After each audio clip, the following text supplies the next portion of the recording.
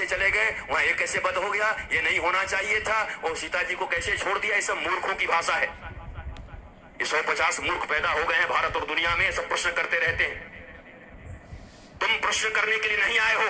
भगवान राम के चरित्र से जो बातें तुम अपना करके अपने जीवन में शांति, प्रेम और आनंद को उपलब्ध कर सकते हो, भगवान राम से जो शौर्य सीख सकते हो, जो वीरता सीख सकते हो, जो धैर्य सीख सकते हो, सत्ता के प्रति निर्ममता सीख सकते हो, कोई मोह नहीं है उनके जीवन में, ये सीखने के लिए राम कथा सुनने आते हो, राम की मीमांसा करने। और राम जी कोई कटघरे में खड़े नहीं है, तुम जज नहीं हो जो उनका फैसला करने तुम आते हो।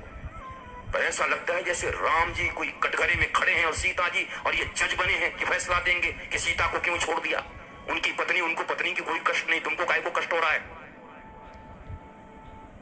भगवान राम चाहते हैं कि रघुवंश के बच्चे जब जन्म ले, हमारे जब बालक इस पृथ्वी पर आए, तो जिस अयोध्या में आप कहते हैं अयोध्या बड़ी अच्छी नगरी है क्योंकि राम आए हैं, पर लंका में शायद सीता जी का उतना अपमान कभी नहीं हुआ।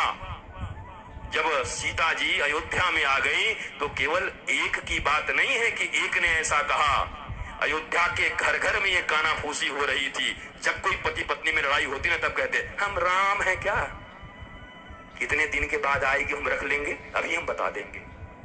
भगवान ने देखा कि राजा से जनता प्रसन्न नहीं है। राजा के ऊपर कई आक्षेप उठाए जाते हैं, ये महारानी है सीता, जनता प्रसन्न नहीं है। भगवान राम तो ऐसे प्रेमी हैं कि आज तक ऐसा कोई प्रेमी बना नहीं। जिन ताजमहल को तुम प्रेम का निशानी मानते हो और कहीं से खड़े होकर के 32 रुपए में एक ताजमहल ऐसे खरीद करके आई लव यू आंखें दे दी, ताजमहल, वो ताजमहल जिसको बनाने वाले मजदूरों के हाथ काट दिए गए, जिन्होंने बनाए उनके हाथ काट दिए उसने। वो ताजमहल जिसके बनने के बाद, जिसके लिए बनवाया, उसकी मृत्यु हुई तो उसके बाद भी 10 शादियां कर ली उसने। ये कैसा प्यार है, ये कौन सा प्रेम था। ताजमहल कभी प्रेम की निशानी नहीं हो सकती। अगर इस पूरे दुनिया में प्रेम की कोई निशानी है तो एक ही निशानी है, पैदल निकले हुए भगवान श्री राम। न कोई सेना है, न कोई साथ है, बानर और भालुओं का साथ लेकर के। अरे छोटी मोटी नदी पर पुल बनाने में भी झारखंड की सरकारों को 10 साल लग जाते हैं, लेकिन समुद्र के ऊपर पुल बांध लिया भगवान राम ने बानर और भालुओं के साथ अपनी पत्नी के प्रेम में। अगर कभी प्रेम की कोई निशानी हो सकती है तो राम सेतु हो सकती है। राम सेतु देना प्रेम अगर कभी हो तो छोटा सा राम सेतु लेना, बोला ये लो, कभी संकट में फंस जाओगी तो समुद्र में पुल बना के भी आ जाऊंगा, भगवान राम का यह सेतु लो, ये याद करवाना। ये ताजमहल कब से प्रेम की निशानी हो गई। ये गुलामों की भाषा भारत ने सीख ली है।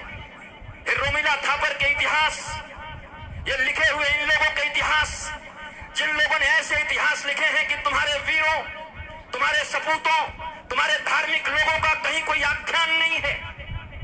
आख्यान पता नहीं 1526 में कौन आया, उसका बेटा कौन था, उसका बेटा कौन था, उसका बेटा कौन था। भाड़ में जाओ, उसका बेटा कौन था, हमें क्या मतलब किसका बेटा कौन था।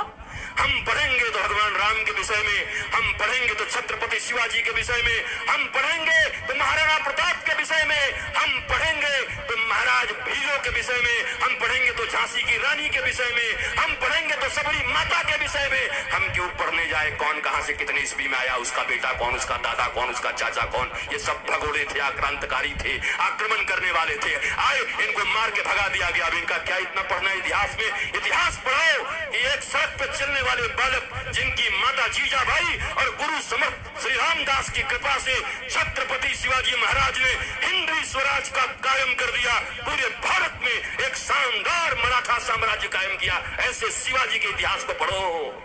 जिन घास की रोटी को खा करके, घास की रोटी 2 लोगों ने खाई, एक रघुकुल, जिन राम की कथा तुम सुनने आए हो, वो रघु घास की रोटी खाते थे, अस्तबल में बैठ करके घास खा रहे थे। जब उनके पास विप्र का बालक आया था दक्षिणा लेने के लिए, उसके बाद भी उन्होंने इतनी दक्षिणा दी, वो आश्चर्यचकित हो गए, आप खुद घास खाते हो अस्तबल में। रघु रघु रघु रघु। भगवान के इस कुल में आने के बाद भी आज तक कोई राम वंश नहीं कहता, कोई दशरथ वंश नहीं कहता, कोई दिलीप वंश नहीं कहता, कोई अज कुल नहीं कहता।